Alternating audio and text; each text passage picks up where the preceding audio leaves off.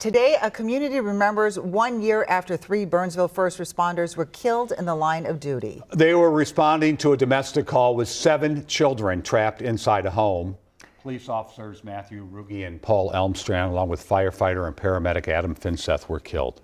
At a ceremony this afternoon, the 3 were remembered by officials from the city, police, and firefighter paramedics. Emotional tributes also came from members of the public.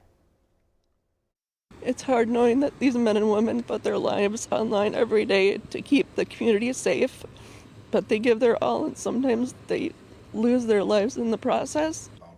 This evening, we're hearing from the officer who was shot and survived. Sergeant Adam Medlicott was shot twice. 3 months later, he returned to the force, finding inspiration and strength in his coworkers who were killed that night. Jonah Kaplan shares how their sacrifice and their service will always be remembered. I wasn't going to allow one evil person to dictate what I do with my life, and this is something I want to do. This is a job I want to do. I've worked my entire adult life to get to the point I'm at, and I don't want to give that up. Sergeant Adam Medlicott's job was overnight patrol supervisor. He didn't just work with the officers shot and killed that fateful morning. He trained them. He mentored them. 27-year-old Paul Elmstrand was on track for a big promotion.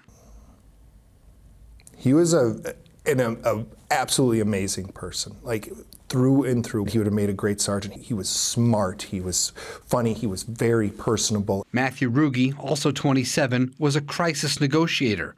According to Medlicott, Ruge's mediation held off the gunman for more than 3 hours. I think when people think about heroism in law enforcement or in the military, they think about, action and weapons, and they think about brute strength. This was an example of someone who really used his intellect. And his calm demeanor and his calm voice and his ability to just work through the problem verbally instead of moving to any sort of physical action. And that was one of the big things on scene that we had been talking with each other as a team was we don't want to escalate him. He's in there with children.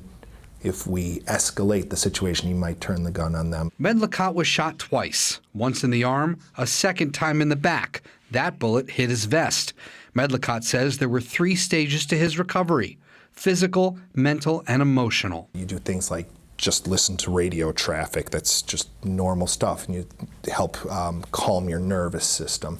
You go down to the range and work on gunfire just so you can hear the sound of gunfire again and know that it's not coming at you. I feel like the physical and the traumatic stuff I do feel like I've recovered from 100%. It's the emotional stuff that is still hard for us every day, and I don't think that's something that you'll ever recover from. I feel like you're always in recovery from the sadness, the heartbreak, and missing them. Inside the department, the reminders are everywhere, like when you first step into the lobby or when an officer pulls into the garage. Remembrance, though, isn't just about looking back.